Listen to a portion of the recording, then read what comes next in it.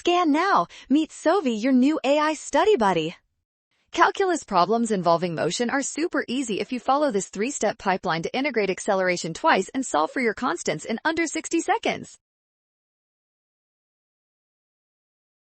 Start by integrating the acceleration function. Since acceleration is the derivative of velocity, we integrate 24t plus 4 to get 12t squared plus 4t plus constant c1. Now integrate the velocity function to find position. Integrating 12t squared plus 4t gives 4t cubed plus 2t squared plus a new constant, which is c2. Finally, use the initial conditions. Since position and velocity are 0 at time 0, both constants are 0. This leaves us with 4t cubed plus 2t squared. Boom!